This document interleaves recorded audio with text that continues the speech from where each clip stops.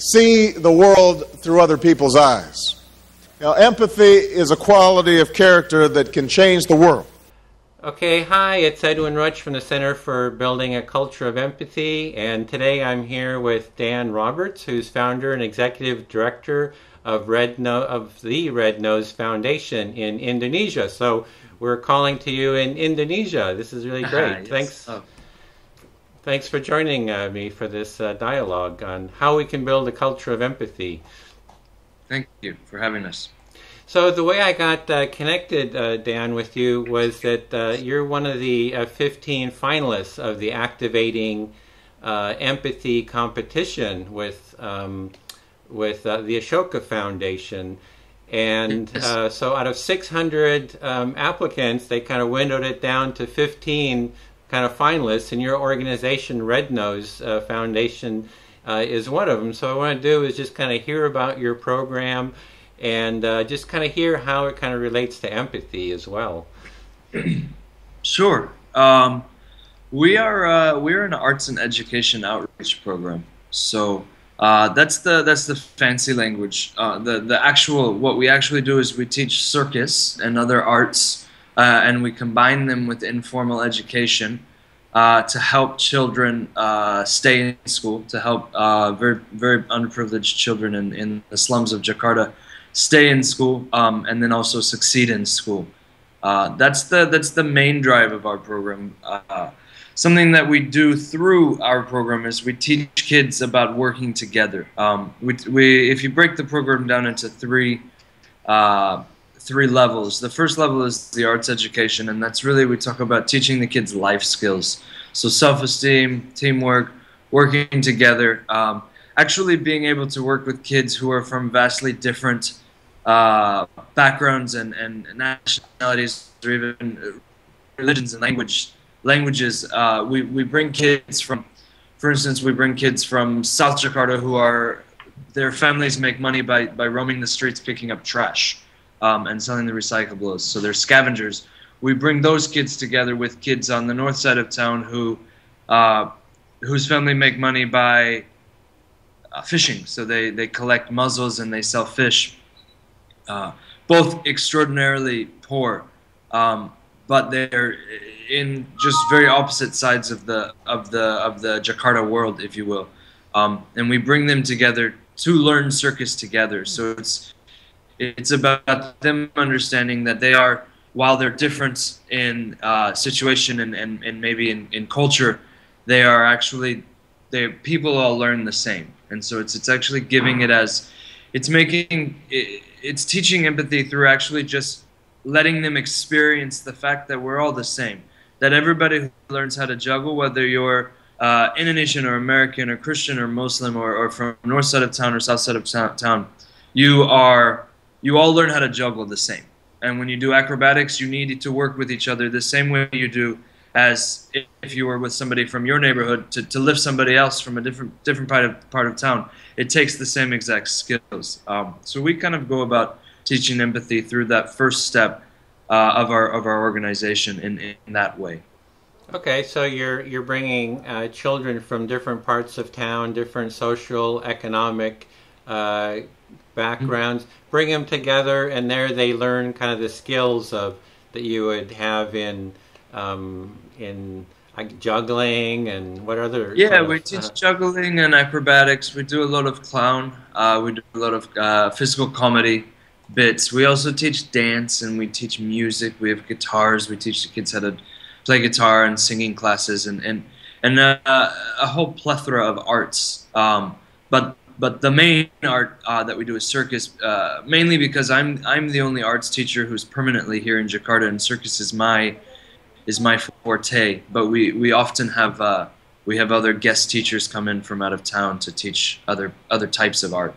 Oh, okay, so you have like an arts background or a circus juggling and a background? I have an acting degree from university. I went to Chicago College of Performing Arts and got a degree in acting.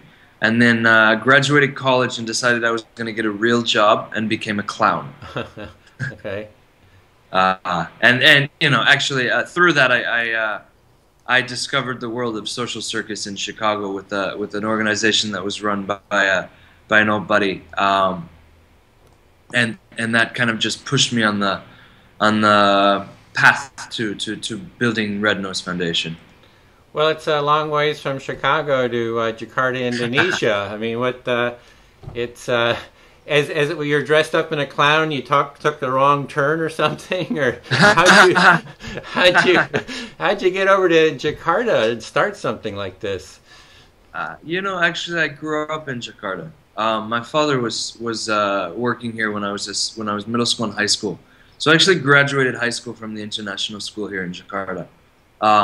Went back home, went to school, got involved in social circus, and then realized I was spending all this time helping the kids in Chicago, and that was awesome. But I felt like I could be helping the kids in my own home, and ironically, my home felt like Jakarta, because I had spent a number of my formative years here.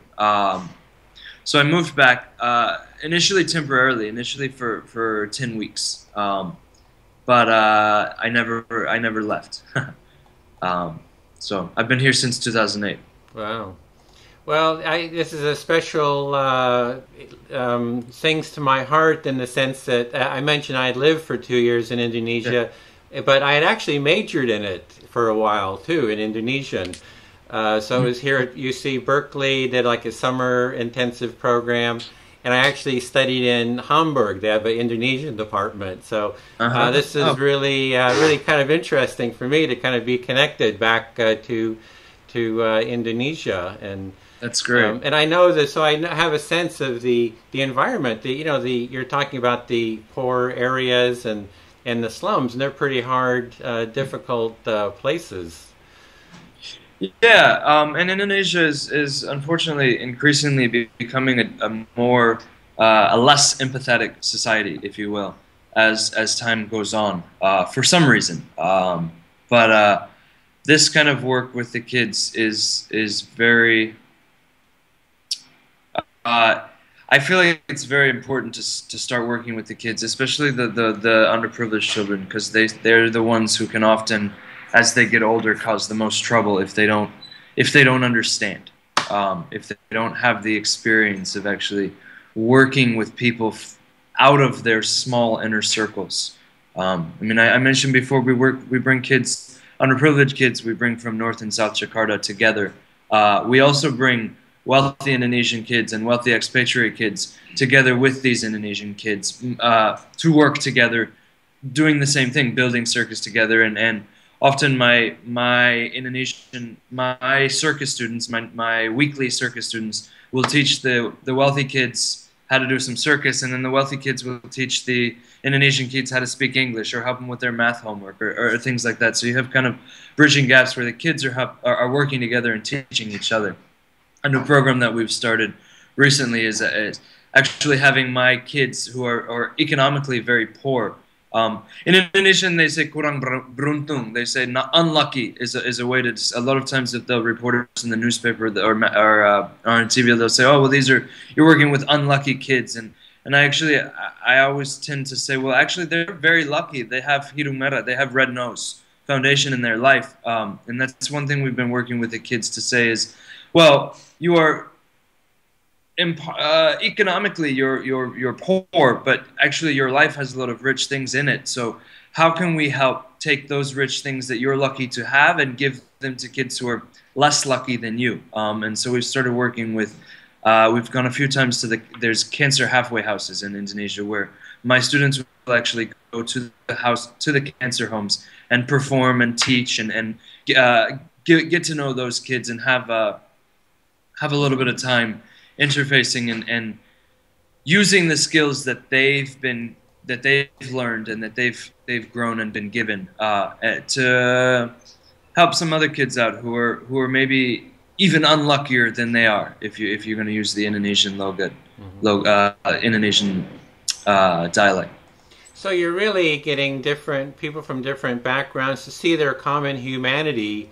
And that at a young age, then they'll kind of see that, and as they get older, they'll kind of carry that awareness of the humanity of others into their... I hope so, yeah.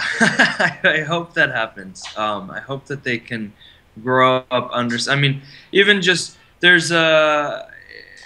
I'm an expat. Obviously, I'm 6 foot tall and an American, and I walk through the village in Chilinching, and I bang my heads on the rooftop, and I'm ducking, and I'm very possibly the only white man who'd ever been in the village before 5 years ago.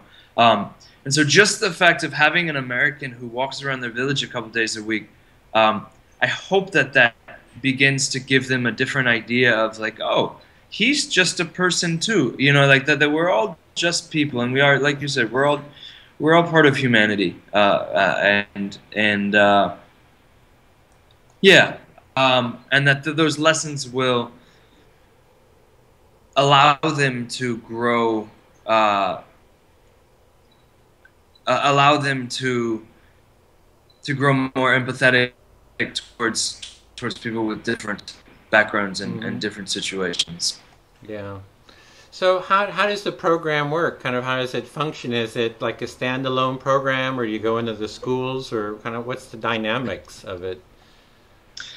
We have a couple different programs. Our main program, like I said before, was the Arts and Education Outreach Program. So that program, the way it works is we have 2 centers, 2 villages that we work in. The North Jakarta village, we have about 100 students, and the South Jakarta village, we have about 30 students. Those children come from around the community that our facility is located in. So every couple, you know, it started out 5 years ago. I just walked into the village and said, hey, who wants to learn how to do circus? And as it's grown, kids, now there's a waiting list for kids who want to join the class, and we open registration about once every 6 months to get a new class, to bring a new class of kids in. And they come anywhere between 1 and 5 days a week to our facility in North Jakarta to learn circus, math.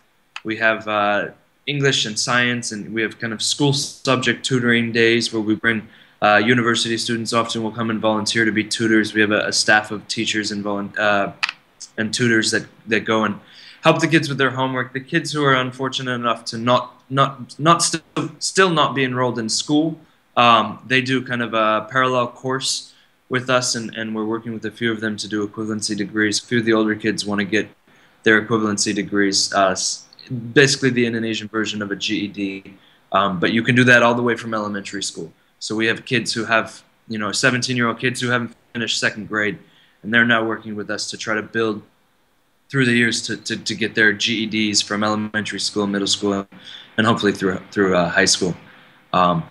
That's our main program. Once the kids have been with us for over 2 years, we offer them scholarships to their education, to their traditional education. So education here is supposed to be free. It's not.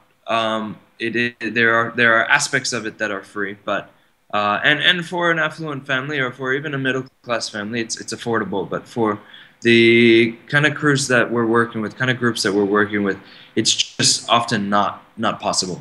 So after they've been with our program for 2 years, and they've showed that they want to make a difference in their own future, they've showed that they can work hard and they can commit to themselves, we sponsor their education. So it's anywhere between $200 and $700 a year, depending on what school and what grade level they're in. We pay for their school and help them in that avenue.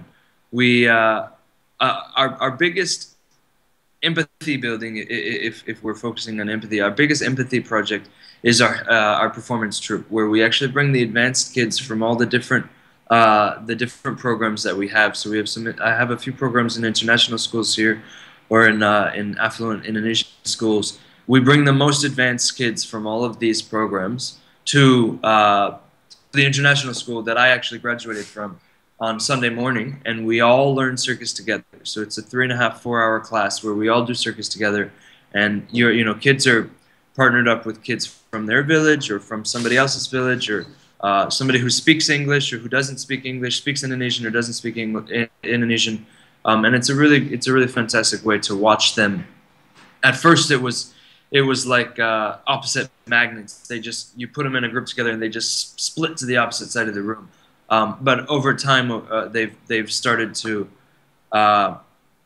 actually look forward to working with each other, because, oh, that kid has a skill that we don't have and we want to work with him to learn that skill, or that girl has this skill that we want to learn. And so it's a really nice way for them to connect on a real level, not just a hi, my name is, what's your name, but an actual real connection that they can build and develop over the years. Yeah, they're really working together with each other, and I guess if they're having to work as a team as well in the performances, you like performances together, and the students are all getting together in front of an audience, and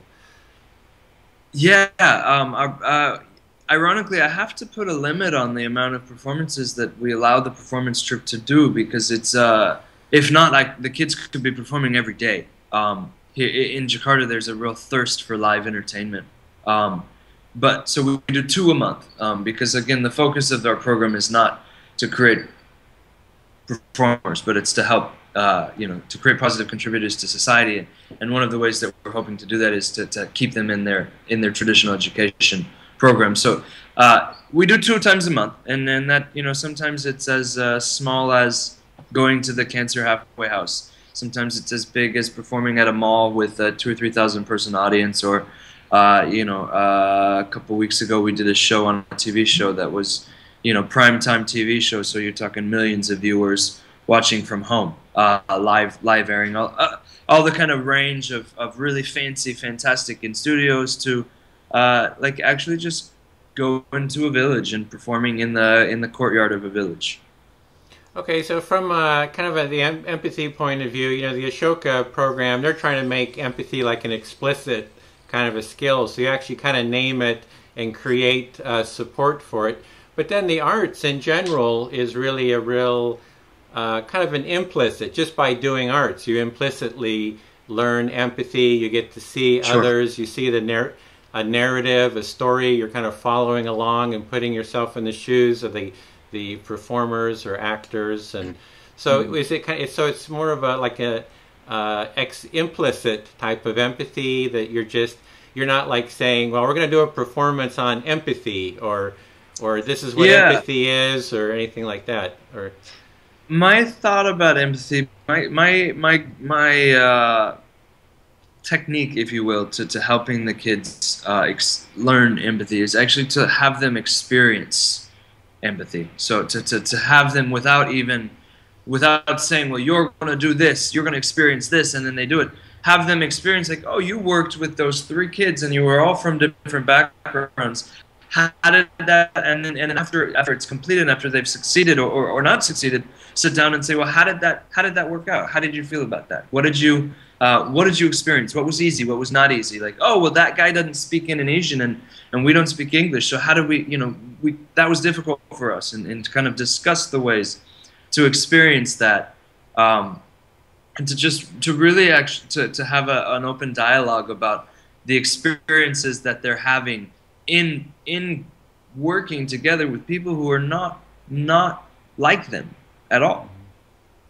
Yeah, so it's just it's just kind of the gateway into dialogue and connecting with each other and sharing their feelings, and this is what I experienced, that's what you experienced, this worked, this didn't work. So it's real kind of collaborative dialogue, that process. Then very much. And then you're also trying to keep the students in school and kind of contribute to their academic kind of program as well, it sounds like. Yeah, I mean, my thought is, we've also got a program that we're trying to work on, helping develop the actual schools in the slum areas. But the start is to fill the seats, because no matter the quality of education in the slum areas is often less than perfect, but it's better than nothing. So the start is trying to get them there, trying to keep them in school to learn as much as they can, and we work as a parallel to that to try to, where the school is maybe less than perfect, we try to fill that gap of, okay, well, the school is having a hard time teaching this, so we kind of work in there, and Yeah. Yeah. So, how many kind of participants do you have, and is it scalable, or is it kind of more of a smaller kind of a program? Right now we have 135 kids, and it is scalable. And we're working on scaling it at the moment. Of course, the challenge that all small NGOs faces is funding. Funding, and that is for facilities and for actually just people to, like, teachers. Salaries in Indonesia are quite small, and my staff gets paid quite well, and in comparison to other Indonesian staff, but you can't scale without heads without people to do the scaling. Yeah. So we are working on. Sorry. Say. Oh, just saying. So you're needing, the funding is for like trainers and people to kind of do the teachers basically. Sounds like. Basically, yeah. We're actually in the process as we speak of hiring three new staff members that will allow us to really fill out complete the program of 135 kids, to really fill out completely cater to all 135 of the kids fully. And after those teachers kind of settle into the program, the goal is then to hire another 3 so that we can add on another 40 or 50 kids from the villages together. Well, sometimes I like to ask people about what empathy is often defined as the metaphors of looking through someone else's eyes, standing in someone else's shoes.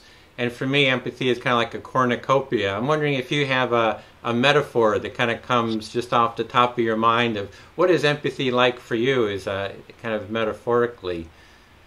For me, I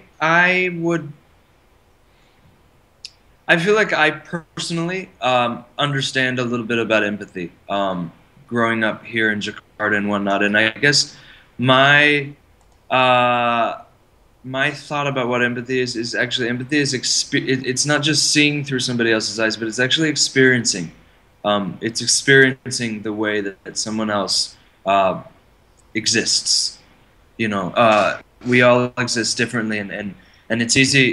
It's hard to really understand how someone else exists without actually experiencing, without actually being in those shoes, and seeing through those eyes. So, they say walk a mile in the other man's shoes. It's that is really, I think that's how you experience empathy. That's how you grow to understand it, is to actually experience the way other people exist. Yeah, so you go from Chicago to Indonesia, you feel the heat. It's a whole different heat. It's a whole different smell. It's a whole different texture. It's a whole different kind of a bodily felt experience. The humidity, all the things that kind of go into the person's life. Yeah, my first 10 weeks here was, my first 2 years here was completely volunteer mission, if you will, expedition. And so I stayed at a friend's home, and my deal was I kind of put out a call to all the social networks that I had here, social organization networks that I had here in Jakarta, and I said, I'm happy to come teach some circus and do a show. All you have to do is pick me up, feed me lunch, and drop me off. And so it was really like I was in their world for the day. I was eating with them. I was, when we go on, we have a program, Red Nose Relief Tour, where we tour around Indonesia at post-disaster and post-conflict areas, and we do shows for the kids as a emotional relief trauma healing program. During those programs, we actually sleep at the homes of the villagers. I mean, we go through the village, and a lot of the places we go, there aren't hotels. So we sleep at the village head's, the chief's house. We sleep on his floor. We're riding motorcycles through the jungle with a guitar on our back to get to the next one, where we eat their food, we sleep on their floor next to them, and then we get up, we do a show, we we do a day of workshops, and we hop on the motorcycle and go somewhere else. Yeah, so you're like totally kind of living the life that everyone else is living there. Kind of spreading out that mat on the floor, straw mat, or right, laying on the mat, and there you are with maybe that's I remember that. I mean, and I'll say that's not all day every day. Yeah, I mean, we do trips where we do that for a couple weeks at a time. But yeah, I mean, I think that's for me. That's how I understand. That's how I feel like I can understand what's going on. And to be honest, there's a lot of situations that I still, in 5 years of working with the same group of people, there's some things that some situations that I can't understand. And I think that's the biggest hurdle that empathy has to jump over is it's one thing to see how someone else feels and to even experience temporarily how someone else feels. But when I'm in the village all day and I'm up to knee deep in dirt and filth, I still go home at the end of the day and take a shower and get in my nice bed. You know, I go on I go on a 2 or 3 week tour, and I really experience how these villagers feel. And I'm staying in the temporary houses that were supposed to be permanent houses 4 years ago, but are still temporary houses. So for 3 weeks, I'm really, really feeling it. But the whole time I'm feeling it, I know that in 3 weeks I'll be going home to my air-conditioned home. You know what I'm saying? So I think that's the hurdle that empathy has to jump over. Is how can we actually really understand? Yeah, you're not like trapped in a certain world. You're able to move out of that world at some point. Yeah. Yeah. Yeah, and you always know that you can. So even as you're experiencing it, you're only a tourist, if you will, in those situations. Well, there's another thing though, is with the social connection. I remember being in Indonesia. It was so many warm people. Everybody wants to kind of invite you to be part of the family. You know, they want to. They want to feed you, and they want to. It's like adopt you almost. You know, so. Yeah. So there's that whole sense of the empathy and the social bonds and connections that people who are even in very difficult situations have those connections and that warmth with each other. Very much, very much. The Javanese culture in itself is come on in, have some food. Like maybe there's only 2 bags of peanuts for the whole family. They're gonna pull 1 bag out and put it on the table if there's a visitor. Even if it's the last bag of peanuts, they're on the table. And I learned very, very early when you go to a Javanese person's home, they immediately they put snacks on the table and peanuts or chips or depending on how the level of income the family has. They bring you something to drink, a bottle of water or a cup of tea, etc., etc. You never finish your glass because as soon as it's finished, they refill it. So you can't say, no, 1 glass is good for me. You leave just a little bit in the bottom of the glass because otherwise they're going to fill it right back up to the top and they're going to just wait for you to finish drinking it. Mm-hmm. So you've got to kind of adapt to the local customs and Sure, yeah, of course. A little bit. Well, what is the Indonesian word for empathy? I don't know actually. Give me 1 second. It might be an Americanized word like empathy or something. Maybe empathy, I believe, is what it is. Yeah, empathy. Yeah. Berempati. To empathize. Empathy. Yeah. To empathize. Oh, you understand a little bit of Indonesian? Yeah, saya masih bisa bicara sedikit-sedikit bahasa Indonesia. Dulu saya lebih lancar, tetapi sudah lupa banyak. Oh, that's great. That's fantastic. Yeah. Oh, that's not bad at all. That's Yeah, better than my father, and he lived here for 6 years. Well, we have a local Starbucks here, and one of the guys that's the baristas, he's Indonesian from Lombok, I think. So sometimes I go in and chat a little bit with him, a few words. So oh, that's great. It's fun to just keep a little bit of connection. So this is a real treat here to be talking to you there in Indonesia. Absolutely. So, okay, well, is there any other thoughts that anything you'd like to cover that you feel we haven't covered before we come to a close? I think we kind of hit on some of the main points. We hear empathy is something that we develop by doing. I think is really one of the things that I'm learning is how to teach empathy is actually to put the kids in situations where they are learning by doing. So that's kind of our take on it. Okay, well, Dan, I want to thank you so much for taking the time to share your project there, and I hope we can kind of stay in contact, and call me anytime if you want to speak Indonesian. Great. Okay. Yeah, fantastic. Take care, Dan. Okay. Bye. See the world through other people's eyes. Empathy is a quality of character that can change the world.